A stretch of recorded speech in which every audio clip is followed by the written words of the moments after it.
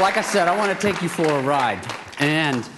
But before I get into that, I just want to reference a couple of things because I think it's important. And one of the things that I want to reference and talk about is just the things that, as much as you can prepare for one of these, there are things you don't expect. And one of them that I didn't expect is how relevant and how personal some of the other talks that I've heard today are to mine. Not that they're the exact same thing, but they just feel like they're in the same emotional place or intellectual place.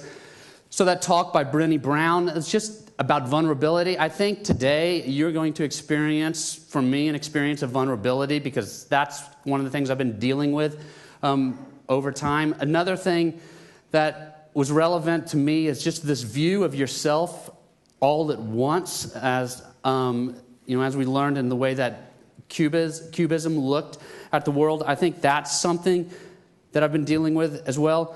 The other thing that's unexpected that I couldn't really prepare for is the amount of wardrobe distress I had today coming to this thing. I mean, I showed up today in a sport jacket, and I bought a new tie yesterday, and I even took the shirt to the dry cleaners to get dry cleaned rather than just washing and ironing it like it was before, because, I'm speaking at TED, and the fact is I just, I got to face facts, and the fact is I'm a mess. I'm a muddy mess. This is who I am. This is what I feel like on the inside. This is what Portland cycling does to you when you ride in the winter all the time. This should be Sam Adams' campaign for come to Portland, world's greatest bike town. This is what it's like. And so yeah, that's what I want to say now. So I didn't expect that. I have my security blanket here. I also feel like I'm going to have to let go of that during the day. So what that's going to happen is I'm just going to throw these sheets out as I read through. But basically, what I wanted to say now, despite being warmly welcomed and introduced by Michael and by all of you, I still feel compelled to introduce myself, and I still feel compelled to say my name now. I got to reach into I got way too many props. But I want to say hello. My name is David. It just feels like good manners. I need to say that. Today is my birthday, and in the key...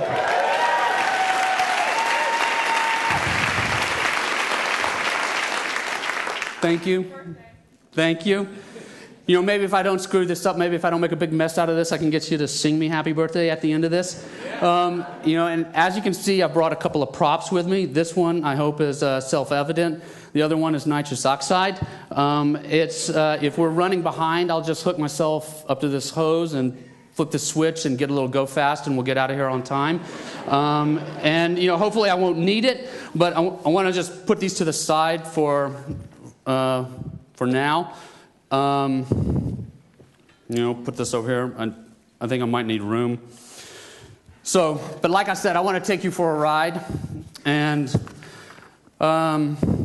so let's get into it. 12 minutes to cocktails. I have never been a great athlete, but I have often felt something greater by being an athlete. I believe in big. I believe in big things. I might at times feel alone. I might at times feel small. I might at times feel overwhelmed. I might feel vulnerable, the way that Brené talked about, and I do. But that is only because of the fact that I am aware of the fact that I am soaking in something giant. I can feel it all around me, and I see it. When I see those kids in Portland Philharmonic rise up on their seats when they're playing a Beethoven Allegro, it's big. They're feeling it. I can feel it. I feel it when a kid stands up here and says to the leaders of Portland, "Why don't you build me a covered skate park?" And it's like I can feel it when they do that. So you can call it uncharted territory. I just call it big. The fact is, I've always wanted to feel and to know something that was bigger and greater than myself. Did I just throw that down? I need that. Yes, I do. And I have tapped this fleeting feeling of greatness by being an athlete. And when I say being an athlete, it encompasses a wide range of things, from being captain of a Texas football team to jumping off ocean cliffs, to jumping over the kids in the neighborhood like I was Evel Knievel. It encompasses being a third-degree black belt in Kung Fu, to living the life of a dirt-poor, dirt-bag, but happy rock climber in the Western States, avoiding a career as long as I could, to cycling, CrossFit conditioning, skateboarding, and snowboarding, to being a wannabe surfer and a wannabe kiteboarder. And I hope that happens soon, to swimming, running, wood chopping, kickball, you name it. It's like all of that. The fact is, I'm an equal opportunity employer when it comes to being an athlete. And that's just the fact that I love being physical. I love the physical world. I love the physiology of being alive. I love being alive. More than that, though, being an athlete tells me things about me, about myself, about my life, about the world around me, and it tells me things about the really big questions that never really get answered. The fact is, being an athlete is my confessional box. It always has been. It's where I talk to myself. It's where I take my problems. It's where I take myself out to the tool shed for a good beating. It's where I sort the good, the bad, and the ugly. It's where the ghosts of past, present, and future me have a steel cage match to see who's going to win this one.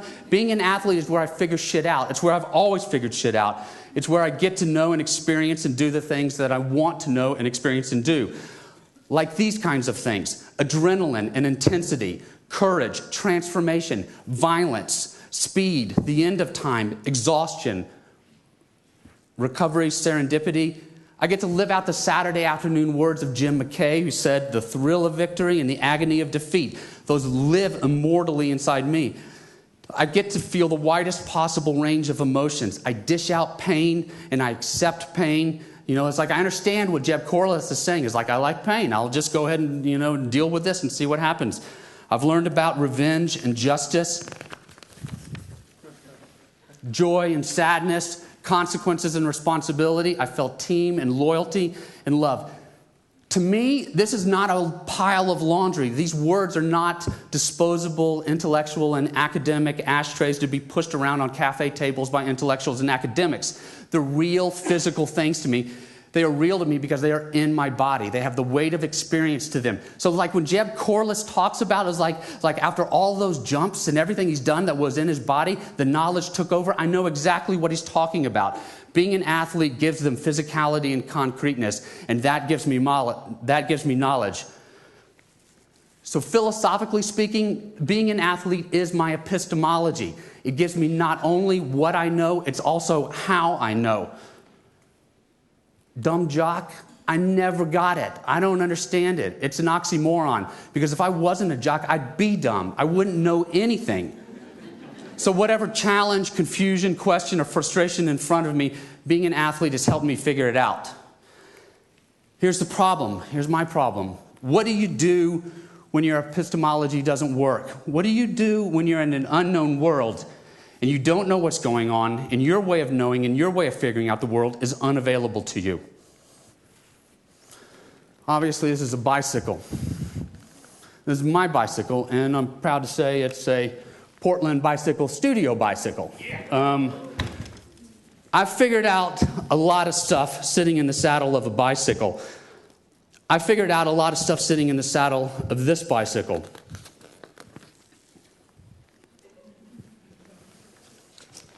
This is my bicycle. There are many like it, but this one is mine. And unfortunately, I gotta lay this thing down. I gotta lay this thing down because it's totally useless to me. It's useless because I have a lung disease that makes me unable to exercise. I have a lung disease that makes me unable to exert myself. And when I say exert myself, I mean like walk up a flight of stairs without going hypoxic, without getting short of breath. I have not cycled outside since August 2011. And honestly, I haven't felt like a cyclist in a long time.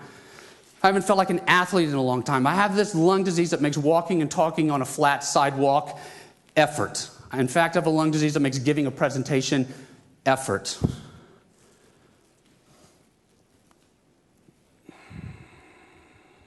Waiting. I have interstitial lung disease. And this is a catch-all. Now let me tell you, so this is a catch-all for a whole bunch of lung diseases. It's important to know which one you have so you know how to treat it. That's basic medical practice. So which one do I have? Do I have hot tub lung? No. Do I have farmer's lung? Do I have something called pigeon breeder's disease? I don't know. That's the fact. I don't know, and neither does anybody else. No one can tell me exactly what it is, what's causing it, and what's going to fix it. The best way of describing what I have is I call it the unlung disease because it is unclassifiable. It is undiagnosed. It is unexpected. It is uncertain. All these are words that have been used to describe what's going on with me. It is uncategorized. It is unknown. And it is unremarkable. I have a lung disease that does not have classic signs of any specific lung disease. And in the official words of the final pathology report, he was written by the best, and I know he's the best because everyone says he's the best, lung pathologist in the country. He says, well, at this point, all I can do is offer a descriptive diagnosis, not what it is or what's causing it or what's going to fix it. Fibrosing interstitial pneumonia, difficult to classify. And honestly, at this point, I said, what do you mean? I'll back up from that. It's like, so my feeling was, it's like, you mean at this point, after going through the standard proven diagnostic process that all lung centers across the country use to determine which form of interstitial lung disease a person has, the answer is, I don't know? You mean after all those pulmonary functions tests and cardio exercise stress tests and x-rays and CT scans and blood serum panels and bronchoscopy with biopsy and surgical lung biopsy, the answer is, we don't know? Well, like I said, fuck interstitial lung disease. So I've learned that in order for any diagnosis to be definitive, all the pieces must fit together beyond a reasonable doubt. And my pieces don't fit together under any single diagnosis. I got a hung jury, but I wanted a verdict. I wanted to know. I wanted an enemy. I wanted something to punish. I wanted somebody's ass to kick. I wanted to pop a top on a tall boy can of whoop ass. And so I thought, that maybe I just wasn't reading the pathology report close enough, and that if I just read it more closely, I'd figure out what it was that was in there. Not that the doctors didn't look at it closely, but, I was going to figure this out. And so I kept coming back to this one sentence because at least it seemed to suggest a prediction about the future, about what I might have, even if it was just speculative, even if it was purely speculative. And so I kept reading this sentence over and over. While it would not surprise me if this case ultimately evolved like idiopathic pulmonary fibrosis, maybe it's going to become that, as a progressive fibrosing process, because it is progressive and it's fibrosis, I do not think the features, at least at this point, maybe later it would be, fit perfectly with usual interstitial pneumonia. Now that's a mouthful. I'm not a doctor. This is not my language, but it named names. And I wanted to know where they lived and what they looked like. And so it was like... And so, like most people, when I read something I don't understand, I go to the internet like a dumbass. And, and it's... And the fact is, when you go poking around idiopathic pulmonary fibrosis / usual interstitial pneumonitis or pneumonia on the internet, you come across a few gems like this. Prognosis is bleak, cause unknown, no known cure, medications ineffective, death in 2.5 to 4 years of diagnosis, lung transplant to qualified patients. All that sucks, and fact is, it's easy to lose your shit when you're staring down a medical gun barrel. Thankfully, Mary, Dr. Pickett, my primary care physician, has been there to remind me a lot. Don't throw that down. She says, it reminds me, it's like, you are not categorized. You do not have an IPF diagnosis, and we are only indirectly applying IPF research to your case. But the truth is, I don't have any diagnosis, so everything is still open. And I got shit that looks like that other stuff, and whatever. In my mind, I don't know what I have, and nobody else does. So let's recap. I'll put this very simply. The bad news is that I have pulmonary fibrosis of unknown cause. The good news is that I don't have idiopathic pulmonary fibrosis. So what does idiopathic mean? Unknown cause. I was like, oh. So, this is my okay, whatever slide. So I just said, okay, whatever. That's not really helping me. But look, life has given me a really big problem. Definitely one of the biggest so far in my life. And this problem has taken away the main way I deal with big problems by being an athlete. I don't know what I have. I don't know what's causing it, and I don't know what's going to fix it. And the way I'd normally deal with it is unavailable to me. As Stephanie, my lung doctor, says to me, she says, and she wrote to my wife this, I feel that David thinks he can overcome his lung disease by pushing the rest of his body. That's the athlete in me, but this is not the case. His lungs have limited capacity to move oxygen into his blood for the rest of his body to use. That's the disease in me. I am surrounded in a universe of I don't know. It is a big I don't know. This disease does make me feel small. It makes me feel alone. It makes me feel overwhelmed. There are no easy answers. There are no tools. I don't know. Neither do the experts. Physiologists, naturopaths, primary care physicians, radiologists, pulmonologists, cardiologists, lung transplant docs, gastroenterologists, cardiothoracic surgeons, chief of surgeons, they don't know because I've asked them and they said, I don't know. It's like this. I got a new bicycle now. It's called I don't know. How do I ride that bike? Will I need a lung transplant? I don't know. Will I ever exercise like an athlete again? I don't know. Will I get a do-over with Matt and Rob on the Italian mountain passes of the Giro? I don't know. Will I carry my kids up the stairs again? I don't know. Will I swim with whales? I don't know. Will I run the Timberline Trail? I don't know. Will this oxygen tank, which obviously is not nitrous oxide, will this be with me the rest of my life? I don't know, but maybe it will be. It's like knowing, not knowing, it doesn't matter. If I sound like an episode of the TV show Kung Fu, it's because there's a Kung Fu lesson here. I practiced Kung Fu at a small but really intense school in New York City. The school's master is Carolyn Kapoor, and she's a badass. And there I achieved the level of a third-degree black belt. It's a real black and white world there metaphorically. The lessons were very, very clear. Sometimes they were harsh. And in this world of uncertainty that I now live, that's where I live, uncertainty, I crave that kind of concrete clarity. So I'm going to give you 2 Kung Fu lessons. The first one, during a seminar, and in a seminar we spar, and you spar all day, never any pads. It was my turn to spar with Carolyn. And so I engage with Carolyn, we bow, we start to spar, and as usual, she showers me with stinging punches and kicks and grabs and light bruising, all very well controlled by her. And this went on for a couple of minutes before it was time to switch partners. And then she called it quits, and before we were switching, she leaned into me and she asked me, she said, do you like getting kicked and punched in the face? And I answered, no, I don't. And then she asked, well, whose fault is that? And, and now at this point in my practice, I had been around long enough to recognize a Kung Fu trick question when asked, whose fault is that? And I answered, mine. Correct answer. That's a powerful word. Hold on to that. Mine. I'm going to hold on to that. Kung Fu lesson number 2. I'm going to sort of demonstrate this to you. If you sit on your ass long enough, your ass will fall asleep. That's not the lesson.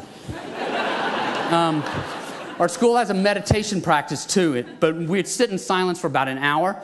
And then after an hour, we'd get up for 10 minutes and we would walk in circles and then we'd sit back down for another hour. And the fact is, for a big man like myself and not very flexible, if you sit like that for a long time, like an hour, and don't move at all, your whole lower half will go to sleep. You're all the way down to your toes. You will be completely numb. And when you try to get up, you have no feeling at all. You can't walk. You have to drag yourself, or you have to crawl until the feeling comes back. So I was in that position. I was waiting for my lower half to come back to life. I was crawling, and a lower belt in the school walked over to me sympathetically, because who likes to see this, And I was crawling across the floor, and this lower belt tried to help me up, and Carolyn saw this, and she bellowed like a warlord across the room.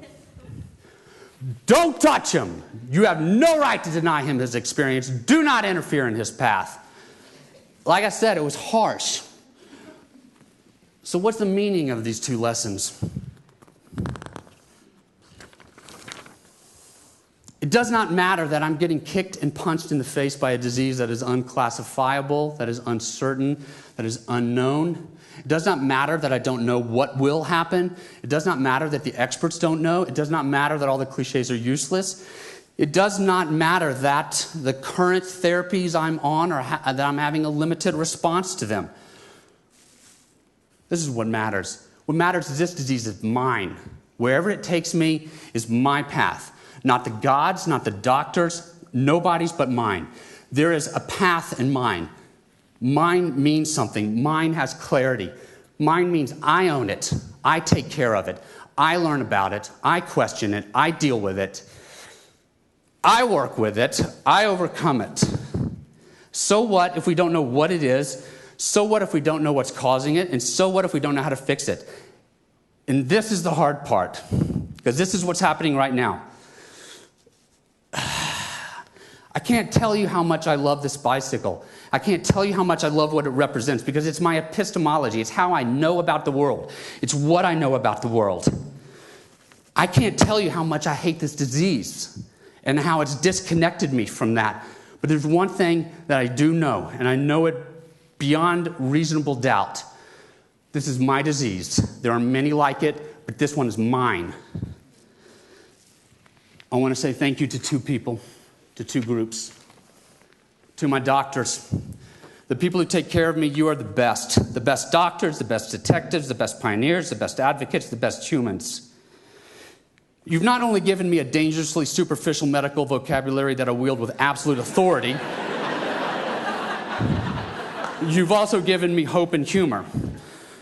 And the last is my wife, my super awesome wife, Catherine, who has coined the most superb motto for this absurd episode of life that I'm in. And that is, you're not dead yet. Nobody can help us. Can I get a happy birthday?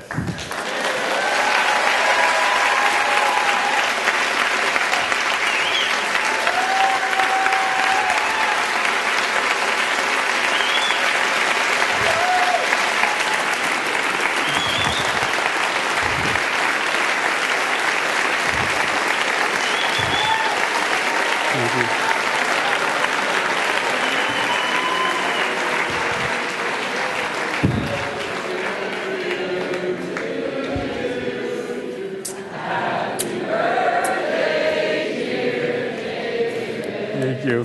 Happy birthday to you.